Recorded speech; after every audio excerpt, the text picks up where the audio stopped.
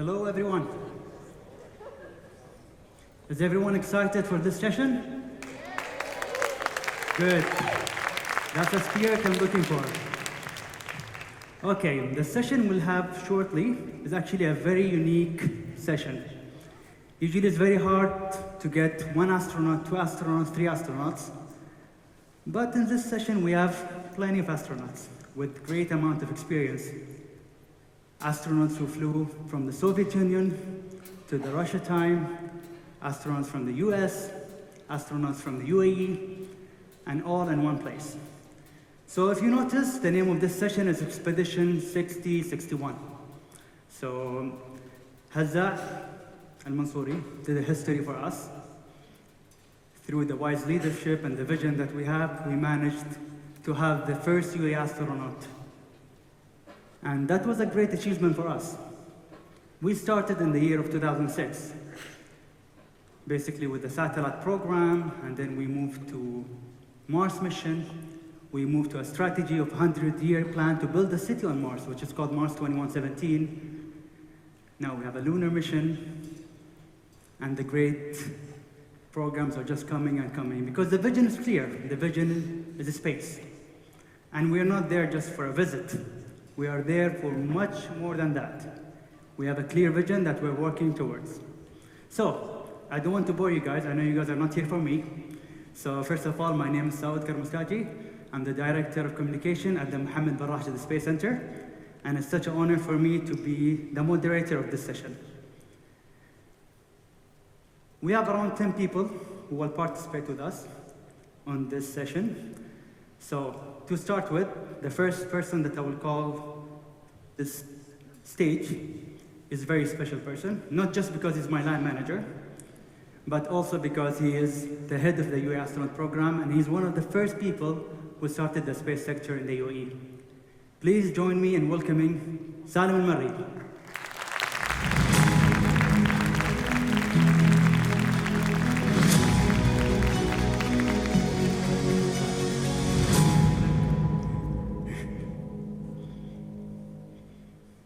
Thank you, Salim.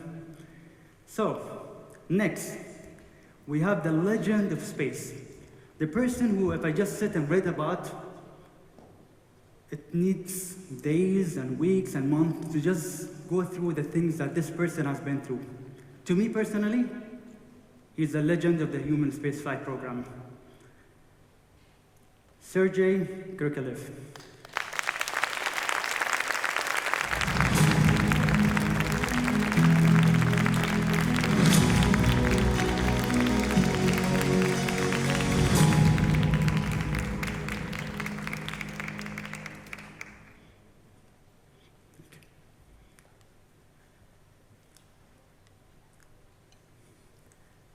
The next person that I'll be calling to the stage is part of the first UAE astronaut program. He basically went through the same training that Hazza had to prepare for his flight. He had the same pressure, almost the same pressure, or the same pressure that Hazza had to train for his flight to create history. Please join me in welcoming astronaut Sultan Niyadi.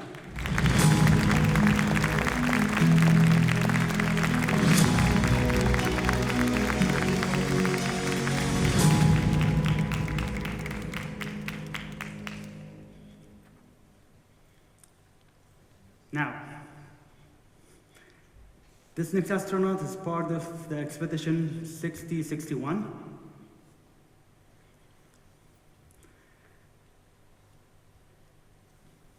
Okay, now we have 1 second.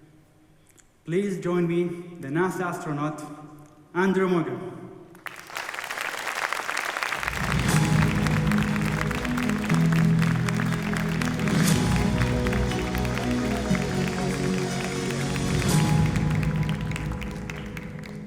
As you guys might know, right now we have Hazza and Sultan training in NASA, and actually astronaut Morgan is one of the people that is overseeing their training program. So I'm sure in this session, he will have a lot to tell us about how Hazza and Sultan been doing in their new training program in NASA.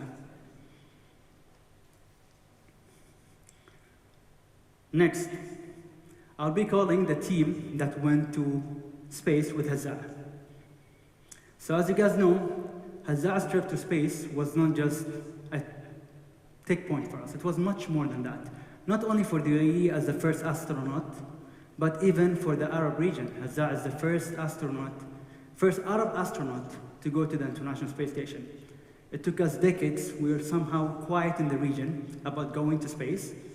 However, with Hazza's mission, we could see that other surrounding countries are getting excited to join this race. Actually, I don't want to call it a race anymore. It's more of a collaboration between countries to reach the unreachable. Please join me in welcoming the first UAE astronaut, Hazza al-Mansouri.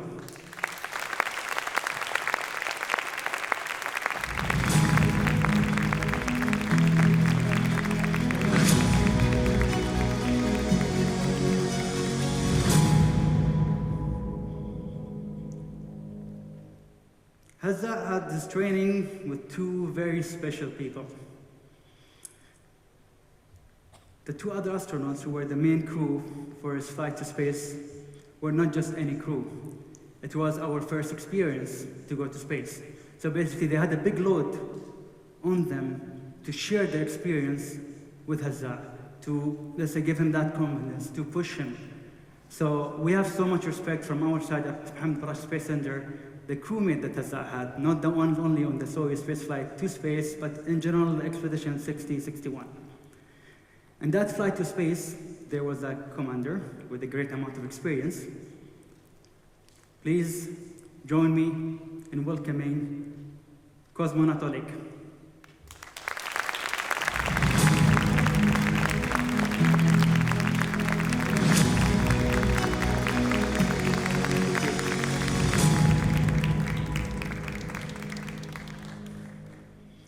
I'm sure whoever watching news about the first UAE trip to space, they will see that Hazza works very great with his crewmates. And there's that one special crewmate who became a very great friend of Hazza that he always tell us about her. So she's been a great help to Hazza, great, let's say, a team player even with us. I'm sure all of you guys know who I'm talking about. Please join me in welcoming astronaut Jessica.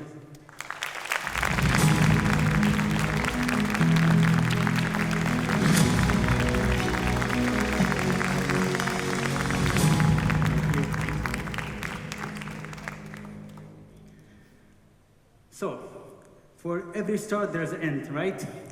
So Hazza during space, he went with the crew and he came back with a different crew. This crew was special, very special. They went through some difficulties in their previous trip to get to space, as most of you guys heard. Space is a risky environment.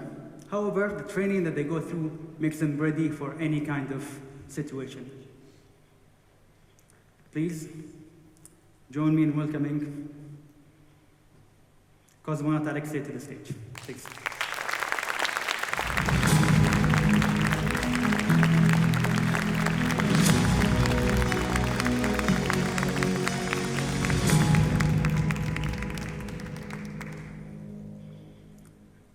So Cosmonaut Alexei was one of the crewmates with Hazza in his flight back to Earth, and the other astronaut with him was the one and only astronaut Nick Hagen.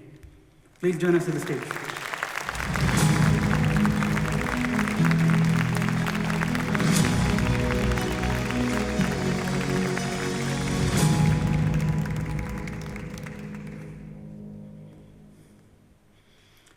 Okay, so I think you guys know what's next, right? There's only one person left.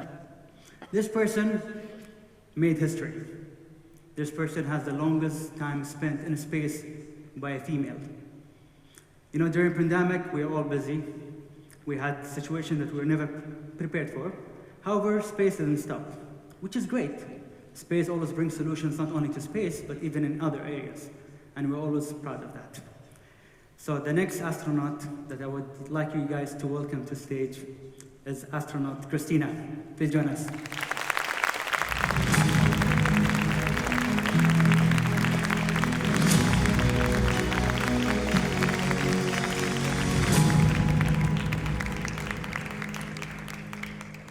promise I will talk less in the next part, so you guys will get to hear the amazing astronauts that we have with us today. So, I would like to start this, let's say, session with a question. Maybe we can start with Salim Marri. Salim Marri, you're one of the first people who started, or was one of the first people who started the space sector in the UAE. The way you guys started is through different programs. But let's be honest, did you ever imagine at that time that UAE will have an astronaut program, an active program that has a vision, that has a plan, that would like to join the space, human space flight, not only for once, but for a long term, and be a big player in it? Yes, thank you, Saud. Good evening, everybody, and thank you for attending at such a late session. Also, it's very good to be on the stage with 9 astronauts, and being the only one who's not an astronaut, so I need to maybe change my clothes. But to answer your question, Saud, I think when we first started, our objectives were really to develop a space program in terms of developing obviously unmanned satellites and trying to benefit from those technologies. And then attending a conference such as this one really opens your eyes and gives us a chance to meet people. And in one of those conferences, I met my very good friend here, Sergei Krikalev, and we had a long discussion because we were planning on embarking on human spaceflight. And during that discussion, I think we were scheduled for 15 minutes, but we lasted very long, and we had a deep discussion on potentially what the UAE could do. And really our relationship blossomed from there. We then did a lot of homework in the UAE and spent about a year setting up the program. And then, of course, we kicked off. And for us, I think one key element that I'd like to showcase for everybody here, especially with all our astronauts as well, that you see they're all from different countries, all speaking different languages. That was also I would say, the DNA of our mission. So, we launched and collaborated very strongly and trained with our partners in Russia. We also did a lot of work with our colleagues at NASA in terms of access to the ISS, the different scientific experiments. We are currently also training with our colleagues in NASA. We signed agreements with ESA and with JAXA on collaborations. Overall, on the first phase of our project, we'd signed over 75 different agreements with many different countries to just make that mission possible. So really, I think international collaboration, working jointly together on shared objectives, was one of our main, I would say, successes in that project, and I'm really happy that we were able to do that. Thank you, Salim. Sergey, I have a question for you. So, UAE did their first mission, let's say, through Roscosmos. You had this, let's say, newcomers entering a meeting with you, interested to go to space. I think you guys helped or figure out from the beginning that it's not only one trip. We are very serious about it. How do you find the UAE astronaut program? How did you see it at that time, and how do you see it going in the future? Initially, when we met, it was not clear how serious and how long-lasting program is going to be, because for us, UAE space program was something unknown, and when we met for the first time, when we discussed, it was not clear for us, is it going to be another tourist mission or it's going to be something else? And I know that from very beginning we understood that at least desire is to have something really serious, to have astronaut corps and actually embark in a human space flight program altogether. So we start first steps, first negotiations, first conditions for contract, and we realize that it's really serious program. Several times we come here to clarify what's going to happen. Then we start to adapt our training program in Russia. And now we see that it's really beginning of something much more than just single flight. That's what we talk in Colorado Springs, I guess, for the first time, that it's going to be astronaut corps in UAE. Now we see that after Haza, we see new people are coming to program, and I know it's going to be another interesting program, and I think we will have very interesting program in future. Thank you, Sergey. Huzzah. So, I'm sure you have a lot of pressure since yourself and astronaut Sultan were announced as first UAE astronaut. It's been a few years now. How does it feel being the first UAE astronaut? It's really a great pleasure to have this privilege to represent not only my country, but the whole Arab nation.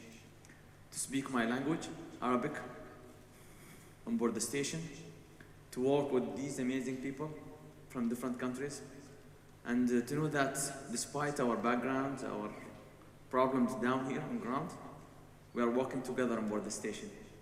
And I recall the first time when I saw Earth from space, the first thing that I want to see is my country.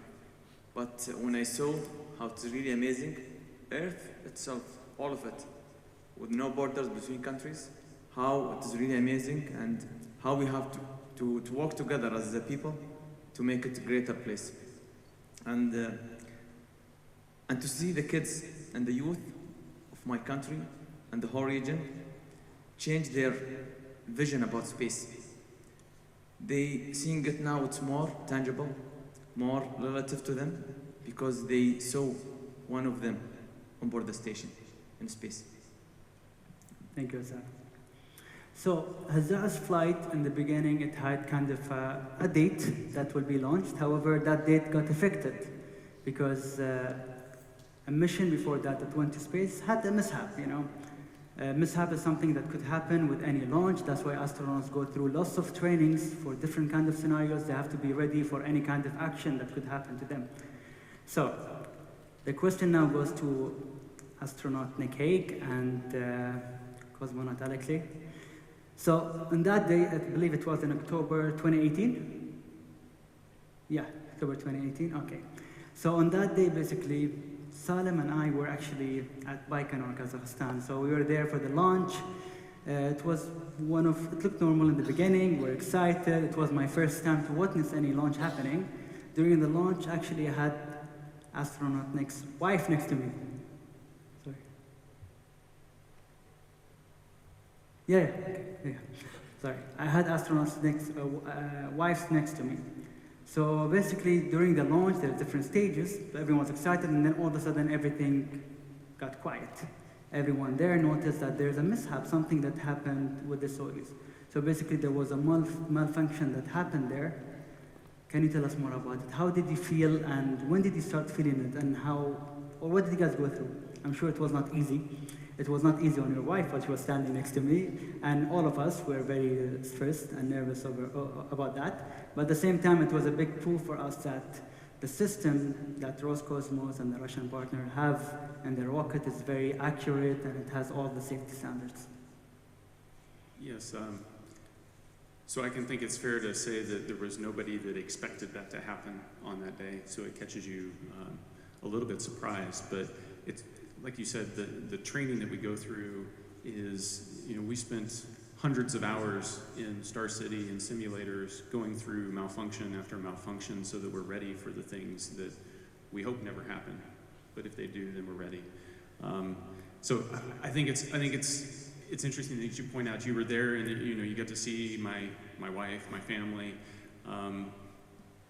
It's about preparing for those days, and I think there's a lot of focus that goes on the crew, and our instructors do so much to get us ready, but there's so many other parts of the team that support in that kind of response. It's the search and rescue, the search and rescue service that comes in, is there every time, regardless of whether they're needed. It's the support to the families that are there by their side in case something happens. And then it's all the preparations to take care of you after something like that happens. So it gets back to this, we do it together, and it's a team.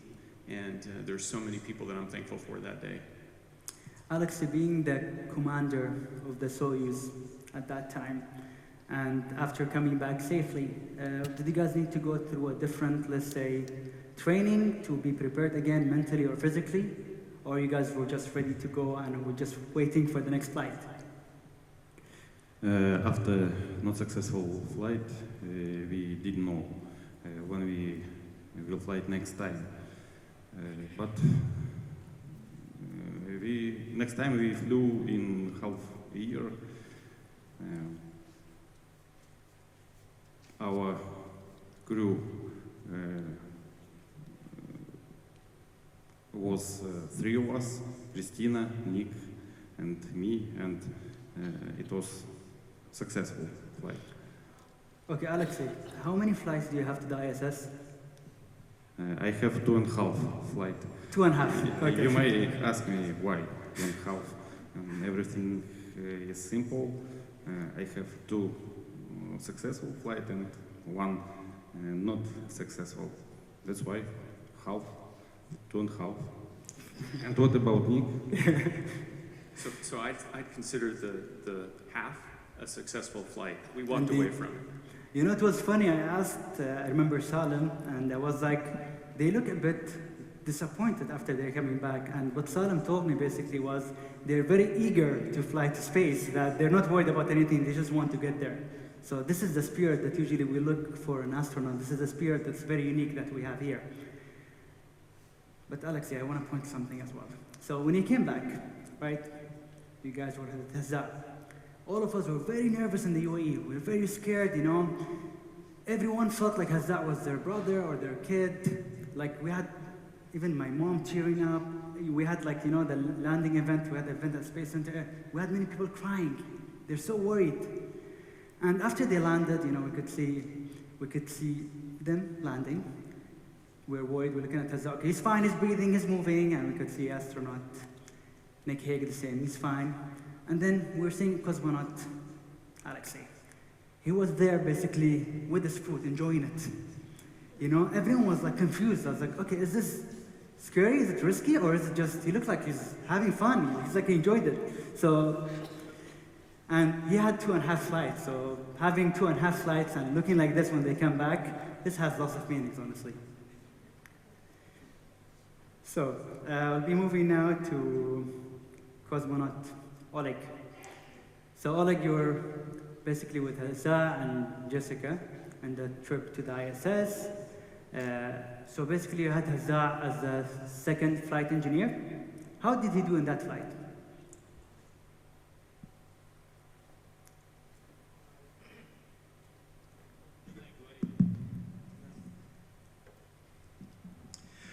I can say about Hazza that, from my understanding, he is smart, educated, and very motivated person. I think he understood pretty clear what his flight means for his country, and he did his best to reach this goal. And I was surprised when I saw progress in training and even in Russian language learning, because a lot of people told me that Russian language is not easy to learn.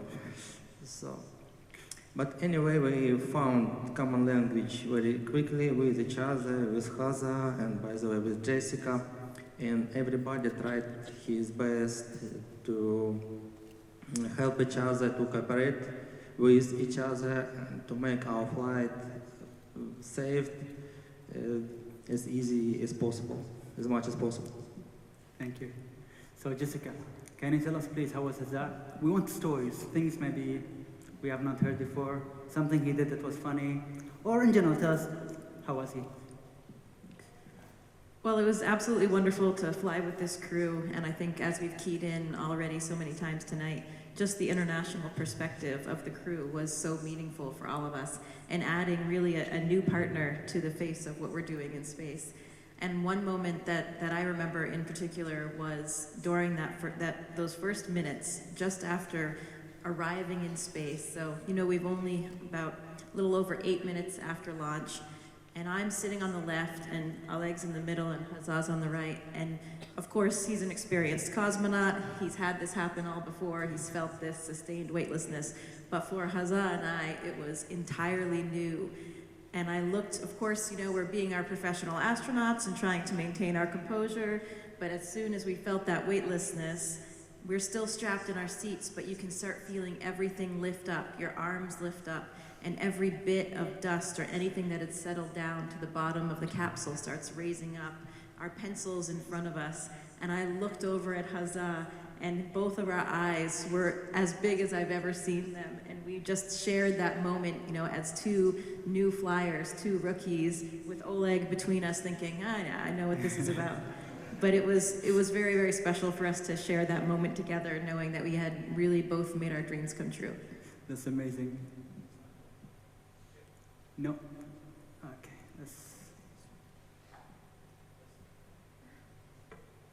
So I recall that moment, and first of all, working with Oleg and Jessica through the training itself, it was really amazing, and they helped me a lot in my training and preparation for this mission.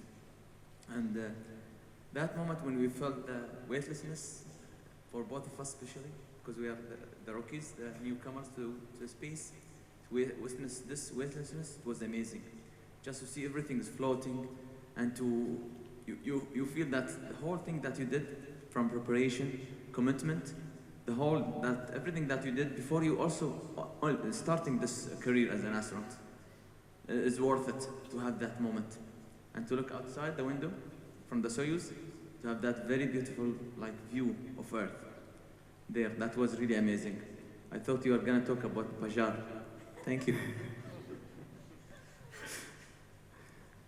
So basically, at that trip, it was Hazza's and Jessica's first trip to space, to the ISS. However, cosmonaut Oleg been in space for over 500 days total. So he has such a great experience, and I'm sure you guys were in the right hands with the man with the experience. And I'm glad that you told me that you all did great, so that's great to hear. So, in space, while Hazza was there was an Emirati day, right? All of you guys were there. Did you guys enjoy the food? Yeah? For us, it was very nice to see Hazza wearing the traditional clothes, being there. And I heard that you guys yesterday were touring the city and had balalit, right? The Emirati breakfast. So, let's be honest, was that better or the one you guys had in space? Actually, I think the best balalit that I've ever had is made by Sultan. He prepares it regularly for us, even when in Houston. So nice. He's really perfected it. We're often asked, how's the food in space? And one of my responses is often that it's the variety, that we get to have food from around the world on board the International Space Station. And so when Hazza brought Emirati food with him, it just added to the beautiful diversity of food that we have on board. And the first time, I am proud to say, the first time that I had balit was in space, on board the space station. And the second time I had it was right here in Dubai. So it was incredible. It was really an unbelievable experience to be able to share that and to enjoy his country's cuisine on board the ISS. Amazing. So, Christina, you have the record of the longest time spent in space by a female. So this is very impressive. We're all happy for that to happen.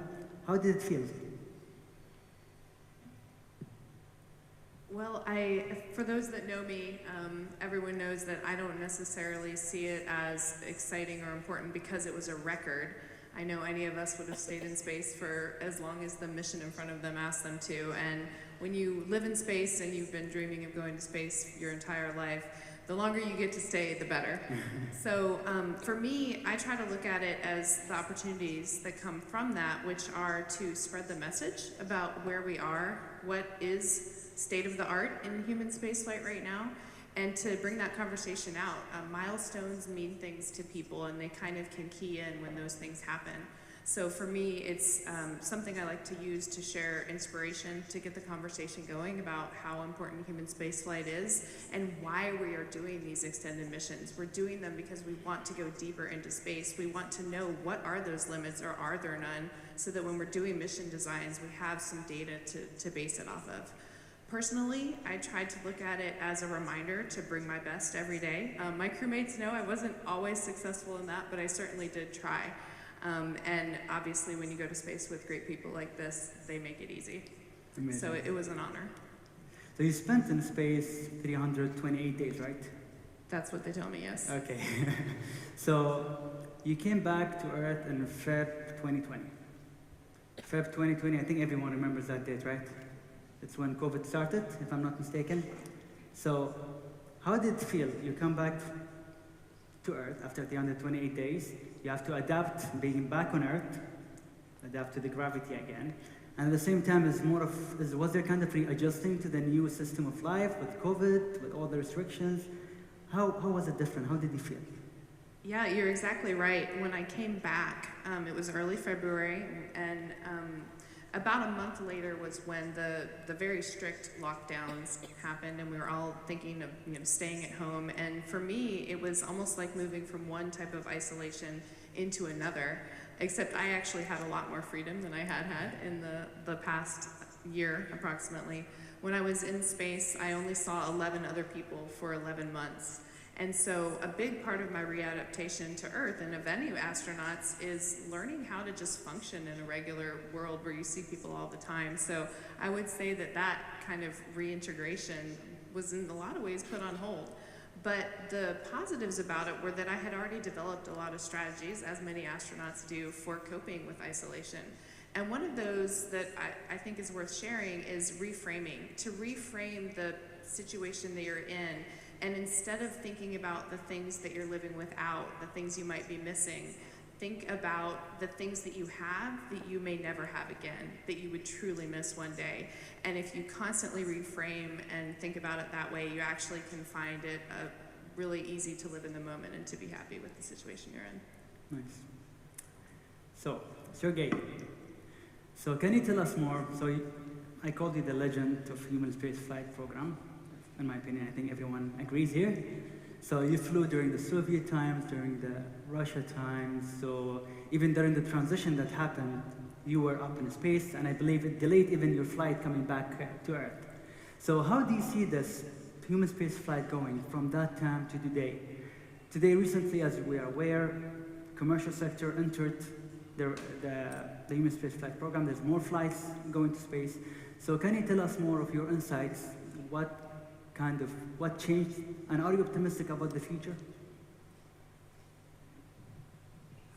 A lot of things changed. Although something stays at place, when we fly human to space, we talk about safety. And actually, the situation we discussed before, we were on the ground looking what happening, and usually, and many cosmonauts, astronauts who saw launches of other crew members, usually they greet rescue team with, because usually they are ready to help, but they don't need to help because everything nominal. But in this situation, everything goes very quick, and returning back to situation we discussed before, actually we never really tested the system in situation like this.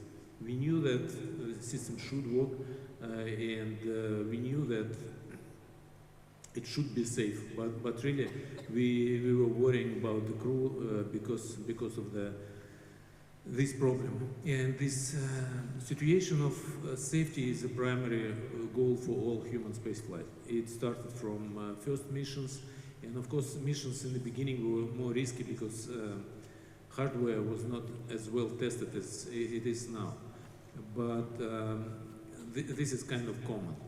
On the other hand, when I flew my first space flight, the station was very small. It was only 2 modules of Mir station, and we have 6 people in this small station for almost a month. So it was really challenging, but it was interesting. It also was an international expedition. We flew together with French cosmonaut Jean-Luc Chrétien, and we had a lot of very interesting experiments. So now station gets bigger. Again, I was, for my first flight on ISS, it was first connection of first 2 modules in very beginning. It was not really an expedition, it was assembly mission. But then we start to fly long duration flight, and already talking about food. On Mir station, we have a pretty limited set of food. It was enough, actually even sometimes more than enough food, but variety of food was not as great. Having more and more partners, we have international exchange of our tradition, exchange of food, and it gets actually our stay on station much more comfortable. I think now, when we flew on Mir station, we have very limited com, and actually even training was turned to have crew more self-sustainable. So if something goes wrong, you don't rely on the ground. Now, in mission control, I hear that almost every moment, crew, not necessarily they talk, but they have access to communication. At that time, if something goes wrong, you have to rely on yourself, mostly. So training was a little more tight even for off-nominal situation. And actually, going back to what Nick said, that usually we have training, and going back and analyze all my previous training, I understand that we train to off-nominal situation. Actually, sometimes, especially for Soyuz flight or shuttle flight, off-nominal training is actually, we spend more time for off-nominal rather than nominal flight. And on one hand, it's kind of pity that we spend time for this off-nominal situation and we have less time for things we actually do. But on the other hand, price of mistake in off-nominal situation is so high that it's good that we have all this training, and every time something goes wrong, crew usually well trained to take care of nominal situation. So things are changing. I think flight gets a little more comfortable. We have more communication. We have ability to talk to our friends and families. And back then we have really limited com to talk to our friends and families. They usually comes once a week, and we have a couple session of communication once a week or maybe once every 2 weeks. But still we have all of this before. So looking in the future, what we see, what changed now, that we have more international cooperation, we have more partners, because in the beginning it was again very limited set of players. Now we have more and more nations participating, and I think this is good because all our previous experience actually reduce the barrier for new country, new participants to enter the space program, and I think in the future we will see more and more countries become members of space community. Talking about records, I agree with Christina that we are not flying for records. Records are actually consequence of our job in space. But again, I think in the future we will have new missions, we will have new partners, and as astronauts, cosmonauts who used to be kids, we just have bigger toys. Thank you, Sergey. So, Sultan Yati, being part of the first Emirati astronaut batch number 1, and being the backup of Hazza, what are the main duties of a backup astronaut, and what were the main kind of things that you felt, that you went through, and how did it feel being in that role? You may disagree, Hazza, but I think it's tougher. You have a backup, I don't have a backup.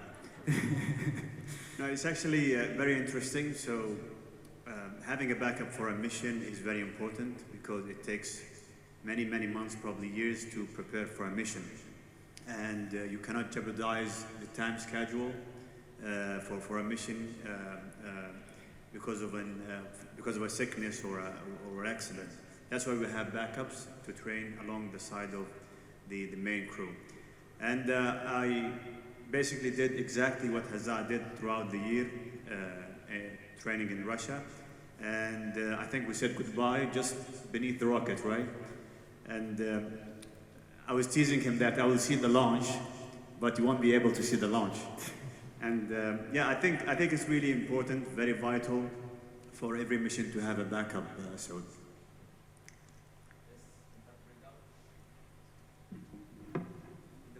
Bad choice here.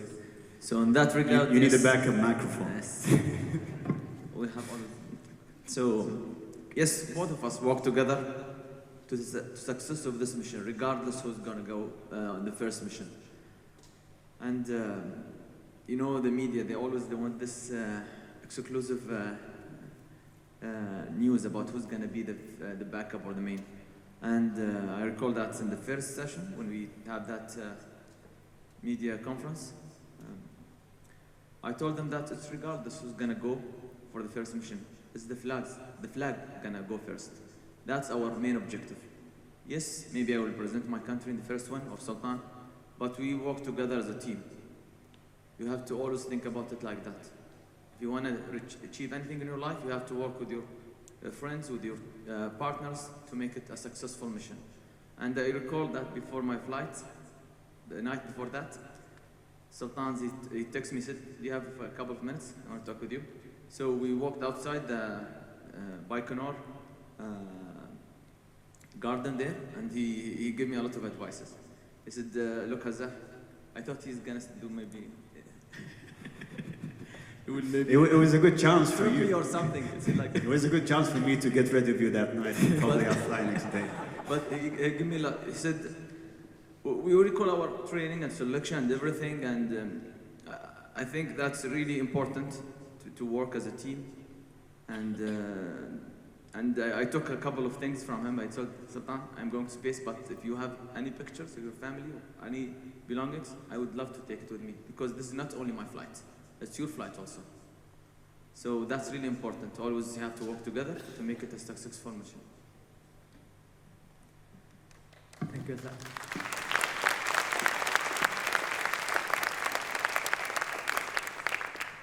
Salim, question for you. So basically, with the first UAE's mission to space, many have noticed that UAE signed different agreements. Again, the main partner is Roscosmos. However, we had different partners. We have partnerships with NASA. We have partnerships with JAXA, with ESA. Can you tell us more about it? What was the objective behind the different kind of partnerships, and what is the future of the UAE astronaut program? Yeah, I can simply answer that. I mean, at the end of the day, we're not there to reinvent the wheel. We're there to learn from people who've done it before, collaborate with them, learn from them, and then hopefully, once we've learned enough, we can also contribute to that greater aspect of human exploration and building on human knowledge base. So that's really the objective behind that collaboration. Thank you. So a question here for Andrew. I believe that you are overseeing the training that Hazza and Sultan been going through this past year. So what kind of programs do you guys have for them at NASA? And how do you guys see them so far, being there at NASA? Yeah, well, first of all, start off by saying that Sultan and Hazza did an incredible job in their training at NASA over the previous year, because after Hazza's flight, then he and Sultan both came to Houston and began their training for long-duration spaceflight. And we were all following along and cheering for them all along. And one of the things that really stood out was the friendship, the bond that they have, the way that they work together as a team, exactly as they described. It really was impressive, a model for all of our astronauts to follow. But just like the International Space Station program is by nature international, our training is as well. And NASA astronauts, US astronauts, have trained as part of international classes for a number of years. And this upcoming class will be no different. While Hazza and Sultan have just finished their long-duration spaceflight training with the selection of the two new UAE astronauts, Nora and Mohammed, they will join the US astronaut class that will start in January, and they'll all go together. It will be approximately a dozen all total with the UAE astronauts, and they will train as a class. And so that's very exciting, and it's important for us because that's where we learn to model learn the skills of working as a crew, living as a crew, and working as part of an international partnership. Because ultimately, I think one of the most important things that we've learned from the International Space Station program is how to live and work together in space as an international partnership, and that will be the most valuable thing that we take in our programs as we go forward back to the moon and on to Mars. Thank you so much. So I'll ask you one question that's mainly asked, and I'll be asking that to you since you're currently overseeing some trainings at NASA. Many people often ask, what does it take to be an astronaut? So I know it's a very common question, but what are the things that you could share with the public here? Well, definitely something that we should hear from. We have a variety of opinions up here, but I think we would all say variations on a theme, which is very important that you pursue what you are most passionate about, the things that you love. Most astronauts have a background in science or engineering or aviation or a combination of all three. Then it's important to be very good at that, to pursue excellence in that field. And then, as I've alluded already, and as Sultan and Hazza have also, it's the next critical ingredient is being a good teammate, being good at teamwork, being a part of a team. And later this week, I'll have the opportunity to talk about training, and we'll talk a little bit about some of the ways that we do that, how we develop that. But it's a skill, just like a technical skill, that you have to develop to be a good teammate. So those three things that I would say: follow your passion, be the best that you can and in your chosen field, and then be a good teammate. Thank you. So the public recently were very excited because for the first time we had the first full female spacewalk by Christina and Jessica. Can you tell us more about it?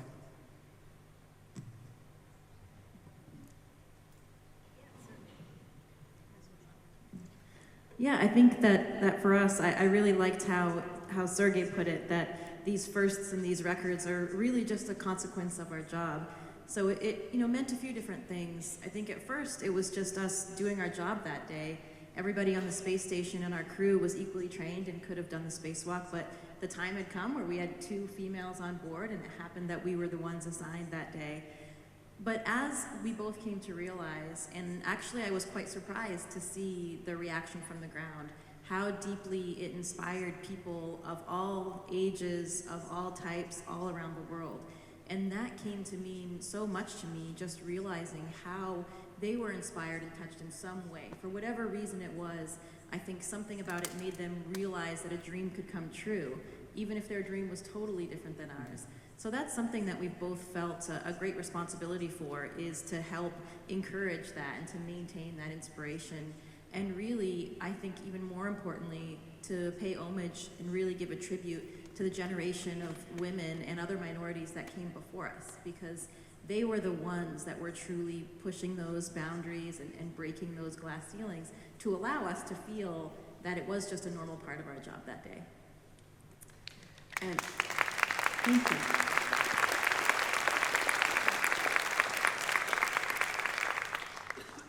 Jessica, I couldn't agree more. And the thing that I like to think about and that we always talk about together is that the achievement that day wasn't an achievement of mine or of hers necessarily, or even of the teams that day.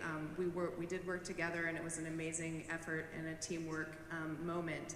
But the real achievement that day was our collective understanding that we were no longer going to accept a world where we weren't all at the table, where the contributions of anyone who dared to dream, anyone who had the innovation and the drive and the grit and the hard work to get there, their contributions were going to be accepted too, and that we would be more successful when we did that together.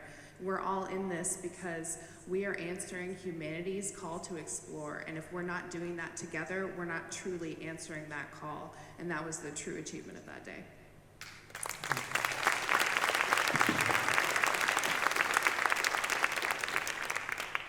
So Nick, a question to you. So basically, while you were on board of the ISS, I think after around maybe 200 days, you have a crew launching and coming to the ISS. How does that usually feel? Because you guys are used to each other, 6 people, and then all of a sudden there's 3 more newcomers to the ISS. How does that feel? Some of the things that you start to take for granted after being up there for a while, when a new crew shows up, you get to experience it all over again for the first time through that crew.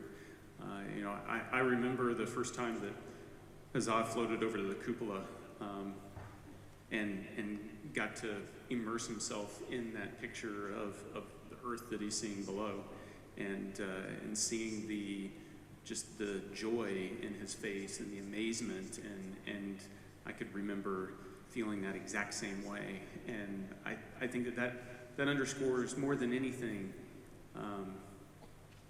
it's not necessarily experiencing it. It is an amazing experience by yourself, but experiencing it with someone else, that's what it's about. It's about who we're exploring space with. Sure. Thank you.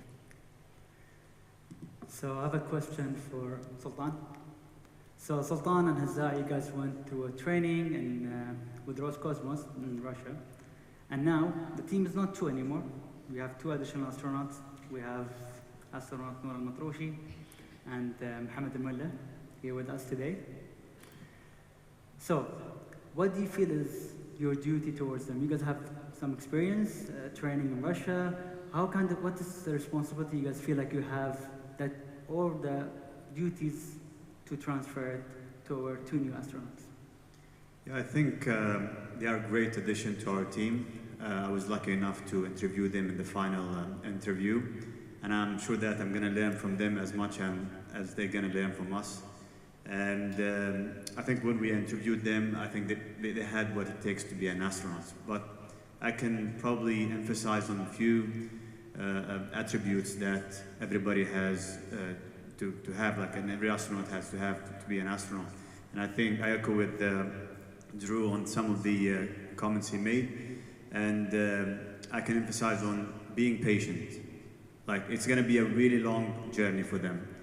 And you need that patience to be able to overcome difficulties, to have that mindset of focusing on accomplishing parts of the training. And they need to feed their curiosity with knowledge. So they need to speak with people. They need to see legends that like what we have today. And finally feel the responsibility, because it's a new program. And this is what we felt from day one, me and my colleague Hazza. So I think it's a great responsibility that they have to understand, and hopefully they'll be very successful astronauts in the future. Thank you. So I have a general question. Maybe Sergey will be the best to answer that. Soyuz spacecraft been a very reliable spacecraft. What makes it unique? Because Soyuz spacecraft is kind of started decades ago, and today it's going as one of the most, let's say, safe spacecraft that took many astronauts and cosmonauts to space through Russia.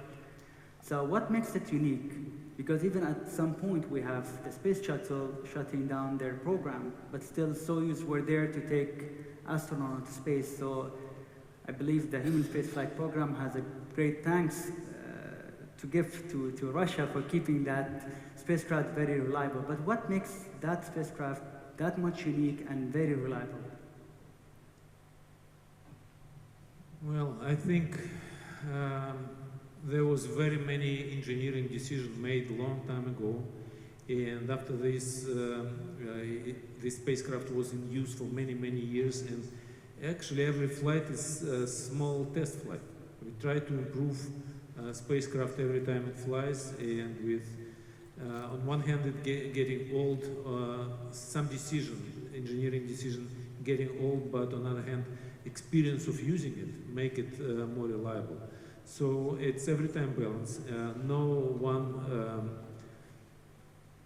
airplane or no one spacecraft is completely safe. We can make just comparison, and we are trying to do our best. And I think specifically for Soyuz, if you ask why it's so reliable, it's our high-class engineering decision a long time ago, and long road of testing and using this spacecraft. Thank you. So Jessica and Christina, you had lots of research. You had some research that was done in the Antarctica for some time. Can you guys tell us about it? How was the experience of the research in that area? Yeah, that's right. I think, one of the things that we like to talk about is that there are many parallels between living and working in any harsh, isolated climate like that of the Antarctic and that of space. So I think a lot of those lessons carried over, and the number one is one that was mentioned so many times already this evening, and that's of teamwork. I lived with a small group of people, about 5 to 7 people, on a small camp on the sea ice in the Antarctic, and we were studying emperor penguins. And it was only those about, depending on the season, five or other 6 people around that we saw all the time. We were working very intensely, just like we do on the space station, in a small, confined area without all of the conveniences that we have here at home. So that brings out all of those traits of effective communication, teamwork, all of the things that we stress so much on the space station, and that element of a harsh climate that has a few more consequences than other life at other places on Earth is also something that helps us prepare for those kinds of situations. Things like diving underneath the sea ice, we have protocols that we use, very robust safety protocols. We trust our equipment and our gear. I was used to doing that kind of diving there in the Antarctic, and that has so many parallels to things like spacewalks and having, the isolation of the vacuum. And Christina has some other very extreme experiences because she was also in a different location, so I'll let her talk about those. Amazing. Yep, not a lot to add. Jessica really did a great job covering a lot of the parallels between working in isolated extreme environments and the work that we do in space. I like to say that the thing that ties them together is exploration and science on the frontiers. And the work that I did in the Antarctic and Arctic was very similar in that I was conducting research for other people. And that helped me learn things like how to really put everything you have into research that may not be your own, but you're the one with the eyes, the ears on it. You're the one that has the ability to diagnose a problem, to communicate about it, and how you can really pour your heart into something like that and contributing in space. Obviously, we have this one-of-a-kind platform where we can bring benefits back to Earth by studying in the zero-gravity environment, and being able to get as much as we possibly can out of that really takes a desire to do well, even when the things you're working on aren't something that you necessarily grew up doing, but there's someone else's dream, and to carry that dream just as strongly is a parallel and something that I learned in my time. Amazing. So I have a question. We're reaching toward the end of the session. The question is, since you guys have so much time being away from Earth and space, what is the most thing you miss while you're up there? And what is the most thing, Salim, you will miss, or Sultan, you will miss if you were up there? Well, I definitely would say it was my family and my husband that I missed the most, but I didn't know it at the time when I first got there, but Emirati food, I missed a lot, for sure.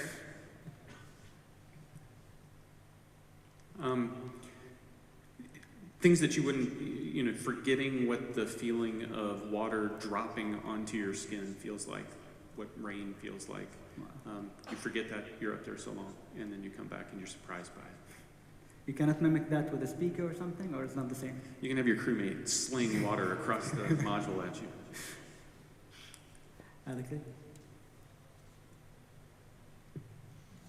Good question. I think all experiments on board, it's very interesting, very cool. Yeah, I think we get asked this question quite a bit, what did we miss the most? And usually I answer it by saying I didn't actually miss anything. And I think it's true, because if you remove something from your environment that you're used to having there, from your home here, wherever you are, it's a little bit different than when you're going to a totally unique and novel environment, and one that is so exciting and full of all of these wonders every day around you. So I found that I thought that I would really miss nature. I love to be outside. That's really my happy place. I thought that I would miss trees and the forest and the wind. And looking down at the earth, it was incredible to see the most beautiful vantage point that we had, and we couldn't actually feel those things. It was a little bit ironic that to have that incredible view, but without being able to experience it. But in the end, of course, those things that were already mentioned, they're part of the mission. We miss our family and friends, but really I found overall I felt completely content because it was this new environment that was so exciting every day. Flying to a space station is kind of long trip away from home. So you really miss your relatives, and you really miss maybe common things you did not notice on the ground, like wind, like trees around you. And from the very beginning, you enjoy zero-G conditions. Everybody flies around. You fly in volume of space station modules. But by the end of your mission, you really want things to not to try fly away from you every time. If you put something on the table, really want it to be, to remain on this table. And so, and some common things, okay. Definitely friends and family, but I remember they asked me this question before my flight, and they said, what are you gonna miss when you are going to space, and what are you gonna miss when you are coming from space? I told them that when I'm going to space, I'm gonna miss the gravity, coming from space, microgravity.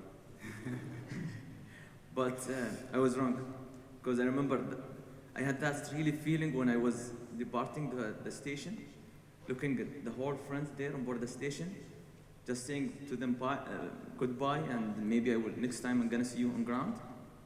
I felt like I'm saying goodbye to my family, not my friends only. So the connection that's built on board the station among the friends here and family, I call them, really, it was really strong, because I always mention that in my speeches, that they are like my space family. So I learned a lot from them on board the station. They helped me a lot in my experiments. They helped me a lot in experiencing things that I did for first time. And I learned a lot from them on board the station. We laughed, we eat together, we talked about our journey, how we end up in that location on board the station, floating 400 kilometers above Earth. And thinking about it, only less than 600 people around the world had this experience. To have that privilege, that's really a big thing. Indeed. We've already had quite a few great answers about, and I would miss a lot of the same things. I miss my family, my wife and my kids, but to build on what Hazza said about the things that I miss about microgravity and living on the ISS, certainly incredible views of the Earth that are almost indescribable. The floating and all the fun that you see in some of the pictures that you're able to have in microgravity. There's also a simplicity in many ways, because you can only work on a certain task. You only have so much time in the day, and you do tasks serially. And we used to say there's nothing more important than what you're doing right now. And so there was you leave some of that multitasking that you often do on Earth, and it's important to do things very serially and deliberately in space. And so that gives you a sense of accomplishment that's very different than work on Earth. And then by far the most important thing that I miss is the camaraderie, the space family, that you share a bond with we share a bond with each other that we share with no one else on or off the planet. So it's really incredible when I miss that. Just one question. The first person you said you will miss, or you missed, is your wife, right? Is she here today? She is. That's why, yeah. okay.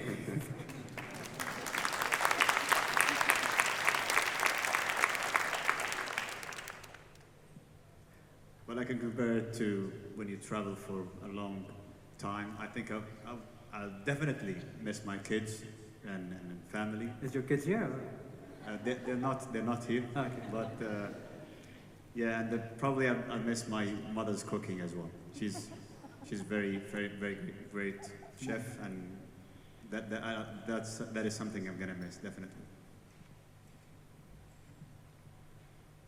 Well, every time you miss something, you gain something. And technically speaking, I agree. What we all missing in space is gravity. Actually, not gravity, even a sense of weight, because we still fly in gravity field, but we weightless while we fly. And it's actually create a lot of inconveniences. But it also gives us some advantages. You can move big things, you can walk upside down, you can do something what you cannot do here on Earth in space. And it's straight all the time. Many of us saying that, well, we are missing close communication with our friends and families. But we also have a feeling of brotherhood in space, because we start to rely on each other.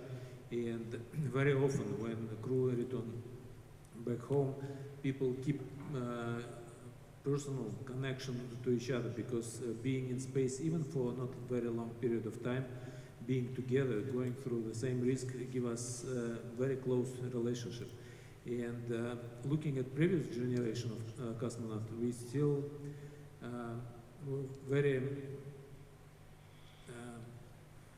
it's very touchy feeling when you see how Leonov and Stafford, many years after flight, a relatively short flight, but they felt like a brother, they call each other brother, and that's probably a good example they give us.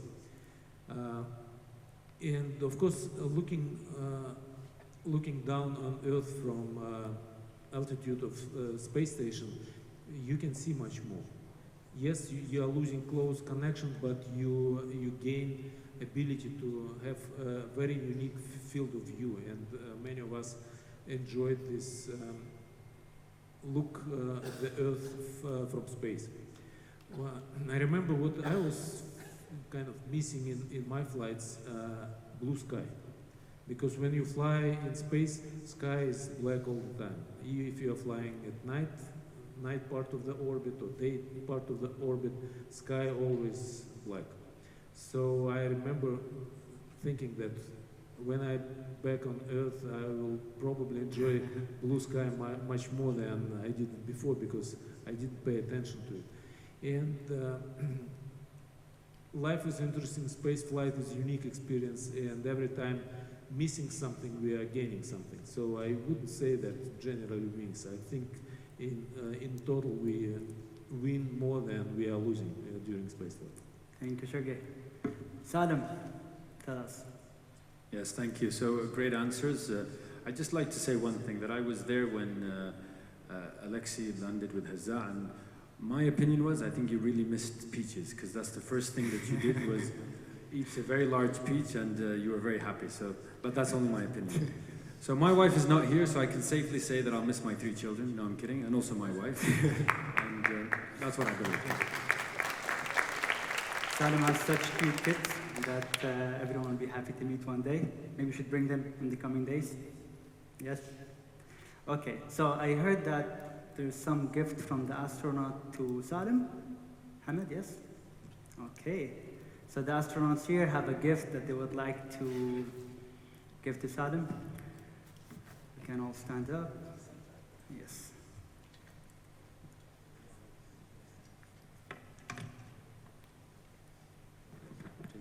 Hamid.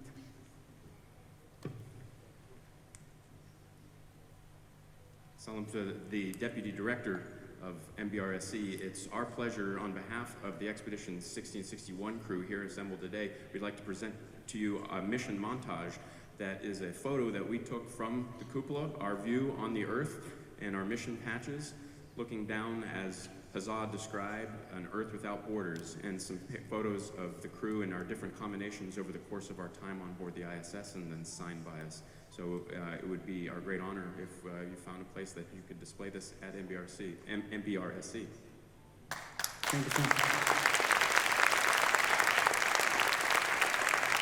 Thank you very much, Drew, and all the astronauts. Definitely will find a place very prominent to place this at MBRC. I appreciate it. Thank you very much.